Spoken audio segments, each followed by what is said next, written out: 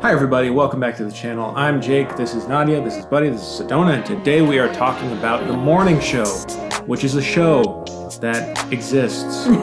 We finished it last night. There's two seasons currently. It stars Jennifer Aniston, Reese Witherspoon. What did you think of The Morning Show? Someone must have slacked off between season 1 and 2. I have different ratings for season 1 and 2. I will say... It felt like two different shows. It felt like two different shows. I will say I think that this is a good example of a show that should be limited series and not an ongoing series. I have no idea where they're heading. Like, I knew what the end point was, but the stake mattered sometimes. It didn't matter other times. There were consequences, but then they went back on their actions and then the consequences didn't matter anymore. And it was just really hard to get invested in the characters itself, I think. Mm-hmm. And then season 1, however, I felt like it was much more complex. It was much more relatable. It was interesting to watch co-anchors who one of them is disgraced and, you know, not a great person at all.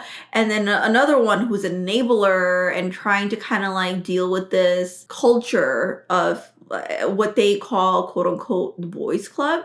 Reese Witherspoon's character, when she comes in, this is not a spoiler, questions like, what are we doing in this workplace? Like, what are we used to? Is it to change? And hold people accountable, I guess. Second season, I had the most sympathy, and I hate to say this, but because of the way they characterized it, I didn't have any sympathy for Alex, Jennifer's character. I didn't have any sympathy for Bradley, Reese's character, because they were all like kept going back and forth. Well, that's the problem, is that the second season, Mitch is who was played by Steve Carell. Yeah. He's a problematic person. He's the one he was fired in the first season for essaying people, co-workers, people beneath him. Yes, and then I felt like it was problematic because he's based on Matt Lauer, basically. Yeah. It's basically a show that's trying to like fictionalize the Matt Lauer situation, a scandal. And I think like the season 2, they were doing a lot of stuff that redeemed or tried to it didn't redeem, of course not.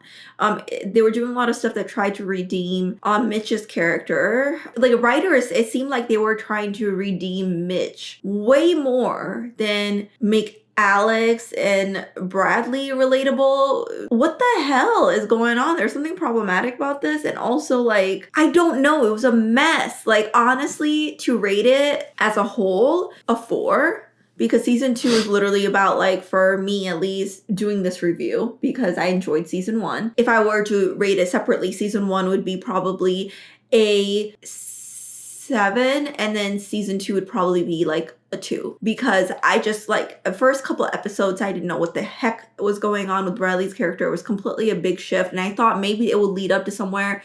It doesn't. You know, there's no payoff. I know they're making season 3 and, you know, we'll watch it, but I really hope they can turn it around. It's really, really interesting to me to watch a show that's well-funded, has these big name celebrities in there, and yet they don't know what to do with what to do with these characters. And that's why I say that I think this is a series that was a good example of how, like, it should be limited series, you know? It shouldn't have, because they just are going in circles at this point. And it's like, oh my God, like, we have been here, done that. Like, I'm not sympathetic for you anymore because you keep saying you're going to change. You keep trying to change yourself, yet you don't. The only person I felt like in the season 2 who really, the way that it was characterized, changed was Mitch, which again, it's like problematic. Like, why is the person who is a villain in this whole series the one who's redeemed? And then the other characters who are supposedly heroes and protagonists are not. Like, they're actually going downhill and they're not self-aware at all,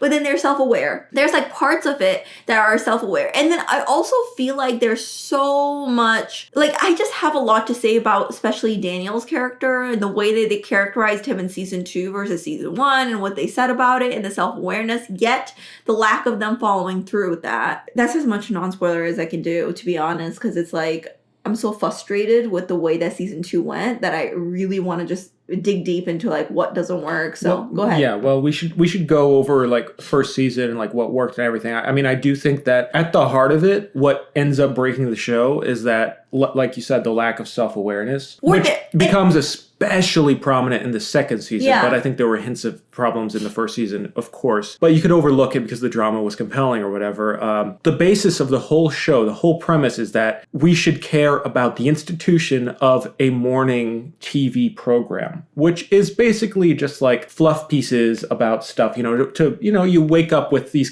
people. If you still watch network TV, if you still have TV, increasingly most people don't. And yet we're told to think that this is the most important job. These characters who work on this TV program are the most important characters. Like they're really changing the world, which in the first season, I could argue certain things, especially with the Me Too movement, that was very important and interesting. As it goes on, or as you start to see these characters spiral and act like they are the center of the world, Jennifer Aniston's character especially, and then suddenly Reese Witherspoon's character, it's hard to have sympathy for them. Then when COVID is introduced, because that's another thing, in the second season, it's basically framed around the first few months of COVID. They rewrote the season to include that. Not good.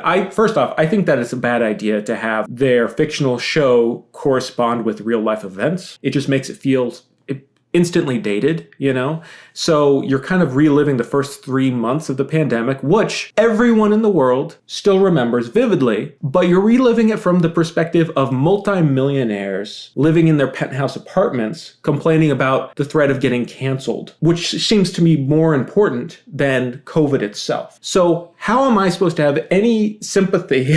It's like the whole Imagine thing, when all the celebrities did the Imagine video and got made fun of online.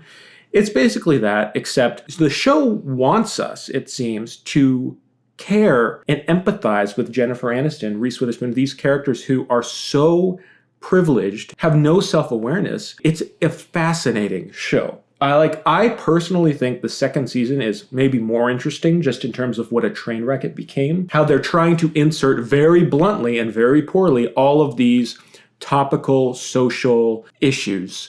It wants to be Aaron Sorkin. It wants to be The West Wing. It wants to be The Newsroom. But it's about a stupid morning show. It worked when it was about like Steve Carell as the Matt Lauer character, Mitch, yeah. Mitch, who, was fired and they're having to deal with the fallout and what that means. That was fine. But then the second season, oh my Lord.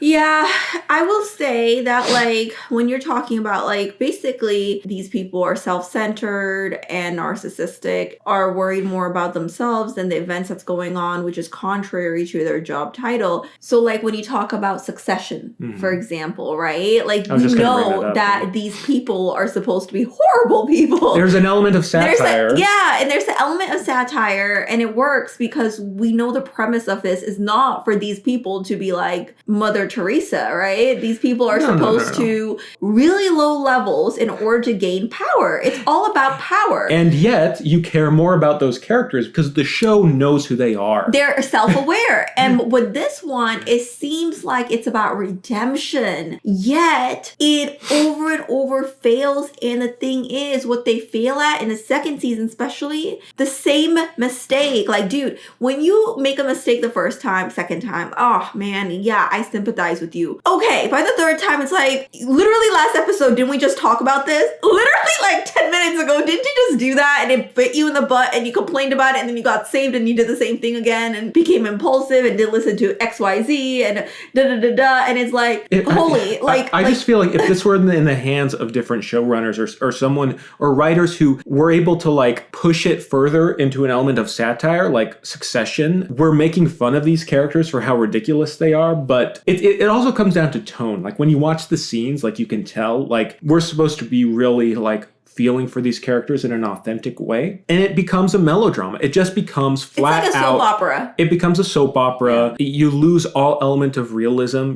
Characters are behaving irrationally in the second season. They have no bearing on who they used to be. It's insane. It's honestly fascinating. I'm obsessed with this show just because it is so tonally bizarre. How? It's not about them being ultimately a mess for me. It's about them and the narration of the story implying strongly that these characters are someone we're supposed to root for because they're actually good people underneath it all. All they're showing, especially in the second season, is how selfish and narcissistic they are. When you're saying they're reacting in an erratic way, like people react in an erratic way, that can be relatable. What's the cause of it? Self-entitlement.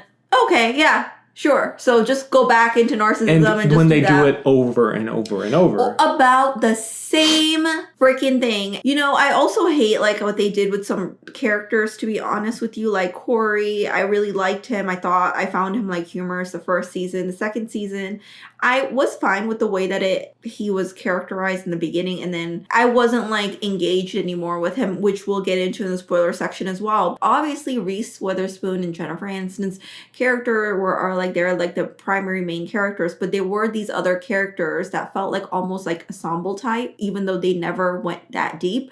I thought it would be really interesting if they actually gave those people more screen time in the second season, because I thought they had all so much story to tell. Instead, they focused on storylines that just ended up becoming repetitive. You know, there's a bunch of different characters in the show, and there are a lot of people of color and you know, different voices in the cast. Could be really interesting stories, but it feels like the show consistently sidelines them to focus on the neurotic complaining of Reese Witherspoon's character and Jennifer Aniston's character. And there's so many interesting stories that could be there, but it seems like consistently the show very shallowly and almost cynically just uses these other characters just to make a point about social media, about cancel culture, about, you know, it'll make a like solid point with one character and then we don't hear from them again. The people of color don't get to be three-dimensional characters for the most part. I actually want to get into that in the spoiler section, and since you're talking about it, first of all, rate it, and let's move on to the spoiler section. Oh, you want me to rate it? Yeah, of course I do. Season 1 and 2? I would rate season 1 a 6 out of 10, and season 2 would be a 2. In line with what I rated. Yeah. Shall we get into spoilers? Yes. All right. Should people watch it? I would say watch it if you want to watch a train wreck, but the first season I think is worth, you know, the first season's worth watching. So I want to start with Daniel's character in the spoiler section, if that's okay with you, because who's one of the anchors who's always sidelined. He's like the side anchor. I think he does like a lot of like sub news, but in season 1, as you guys know, like Jen's character was telling him that they were gonna fire like Bradley, and then he would replace it, and then he's really like vetted out. He has so much history, very great resume, has the it factor, and then he's just one of those people who are sidelined for someone else. And I thought like the first season they talked a lot about people of color and how hard it is for them to really be taken seriously or get credibility, right? Like, I mean, Bradley, even though she had a lot of experience, she didn't have any experience when it came to Good Morning shows, and that was very well clearly shown in season 1, where she kept going off script. She didn't have much credibility, yet Jen's character chose Bradley instead of Daniel to be the co-anchor. The first season, he gets an opportunity, and then Jen's character, like I stated, is like, no, we're gonna fire Bradley and you'll be my co-anchor. So he like makes a mistake of trusting Jen's character and doesn't take this new opportunity, and then, you know, Jen goes back on her words for her own selfish reasons. Season 2, Daniel is like very frustrated with Jen, understandably, and then literally we talk all season 1 about people of color, how they're sidelined, and people of color in season 2 are sidelined in the show writing wise. Mm-hmm. So it's like, are you self-aware? You're giving a message in season 1. Season 2, I barely saw any characterization of any of these stories, right? Yeah. And then in the end of the season and middle of season, some points they would talk about like Daniel quits, and then they talk about how hard it is for people of color, how hard it is to be taken seriously. And then that's it. That's their only functionality in the whole like storyline, especially in the second season, is to talk about like, yeah, there is an opportunity, and the writers don't give them that opportunity by investing the writing more in their background, in what their character arc is. They're there to teach a point. They have a list of things, like they want to check off, like mentioning that this is bad and this is bad and these things, and then do nothing with the actual character. And it's like not treat them three-dimensionally. And this is one of the million reasons why, like evidence for me why it's not self-aware, because the message you're putting out is completely different than what you're portraying. And another, like, look at Hannah, who's the black female producer who Mitch essayed. In season 1, she yeah. seems complex. She has complex story, very complex. They're very good focus on her. And then I was thinking, watching, I was like, if they kill her off, like, that's going to be it's such a simple, like, cop out. And that's what they did. And she became, it's so cringy and like upsetting. She just became a character. Her death became just a thing to teach the abuser, Mitch, a lesson.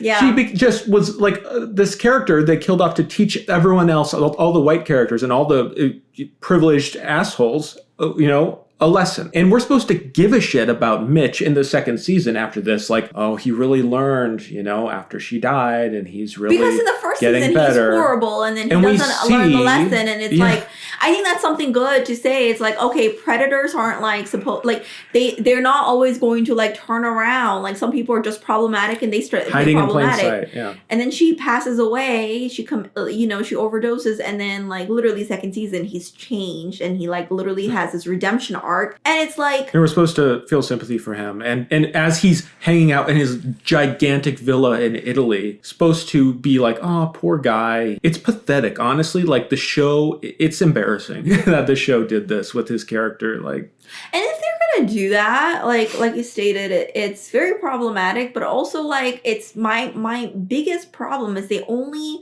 at least the way I felt, they only do it with him. They don't, like, they put Bradley and Jen's character in this completely narcissistic, horrible self loop of mistakes that they said they won't make. Jen's character in particular, hey, I got too rich basically, and I stopped relating to people, and now I've like worked on myself. I've done a lot of work. I'm a different person. And then she turns out to be the same exact person as a season 1. And then at the end of the second season, it's like, well, accept me or don't accept me. But then it's like, okay, cool, if that's the message. But then all this time, what did it lead up to then?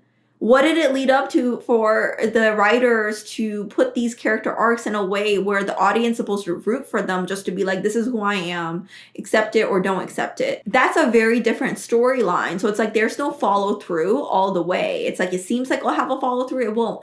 Bradley's character, for example, the first 2 episodes of the second season, she's horrible. She's completely, it seems like she's losing herself. It's really unsympathetic, but you think that there's a follow up. Maybe Jen's character is more relatable all of a sudden because she like says she had this self-discovery, she's ready, she comes back into prime time. And then Bradley, maybe like she loses herself because in the first season she was so self-aware and she was really like, F the system, like I'm going to like, news matters, telling stories matter way more than career paths matter. In the second season, it doesn't seem like, even though they kind of go with that narrative and go back and forth, it's like she's completely changed. Then you have these 2 characters who are just both unbalanced. And the only thing like in some of the episodes is we're supposed to trust that these 2 people have this connection, just trust each other, even though they don't even really like each other and keep betraying each other. There's no point to anything. There's talk about toxic family, like, Bradley's brother, and then like Laura, who Bradley's dating, is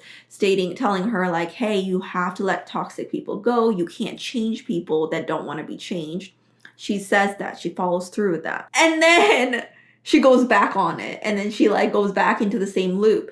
Jen's character, you're right, I need to stop being so self-focused. I need to focus on more important things. I need to become more relatable. Chuck, my producer, I really screwed him over. I really should be like a better human. She hires Chuck back, treats him like shit. She doesn't listen to anything that he says, treats him like he's second class. She says, I'm sorry, but she doesn't mean it because her actions right after, she does the opposite and doesn't listen. Her impulsive nature has gotten her into trouble. And every time she's saved, she makes another impulsive decision, even though the same people who were right many times before are telling her and advising her not to do so. She's like, no, I don't care. It's like she doesn't care at all. She has no consequences. She wants this big opportunity to have redemption paths. She doesn't want to be defined by being, Mitch's stuff, yet she does nothing, no active choices to be able to change those careers. They give her the debate offer when the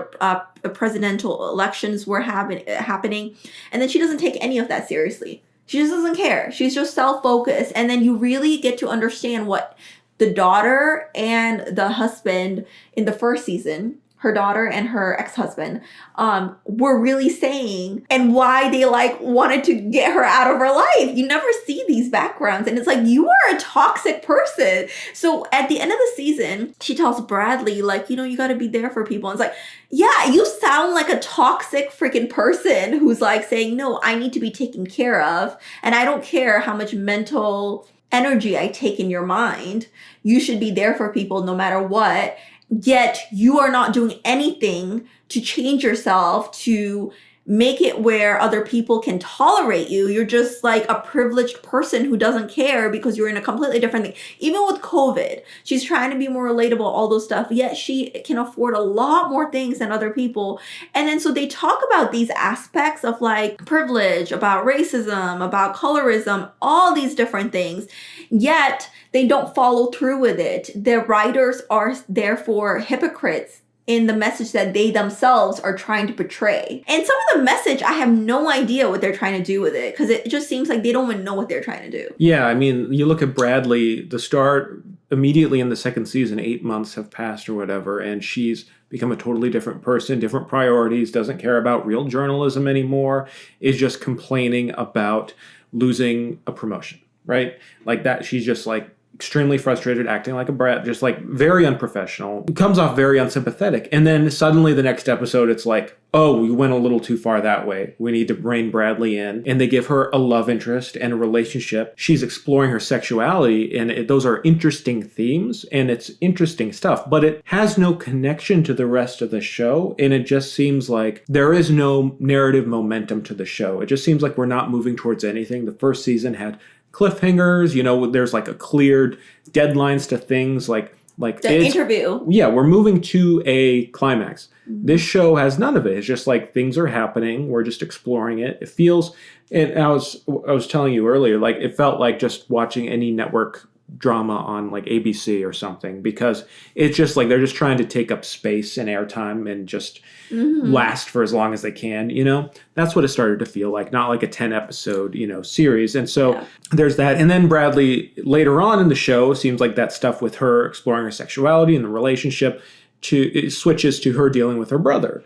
And that also just feels out of nowhere, just okay, we're just, because they don't know what to do with her. And the most interesting stuff I thought in the first season was the dynamic between Bradley and Jennifer Aniston. Barely Nowhere there. to be seen in the second season. Disappointing, but also became hilarious. And I think it climaxed in one of the funniest, most tone-deaf episodes ever, the last episode of season 2. Threat of COVID has finally come, shutdowns are starting to happen. It's finally these people on the news who are so concerned with their own problems suddenly have to deal with something real that everyone's dealing with. And they are not handling it well. It's so funny because we're supposed to give a shit about Jennifer Aniston's character flying off to Italy when there are COVID restrictions, in a private jet, to go see the disgraced former news anchor, to ask him to redact something in a book that's going to come out that she thinks is going to cancel her. And it's priorities. How is the show thinking we could care at all about this when she's being so irresponsible? When her character arc was redemption, I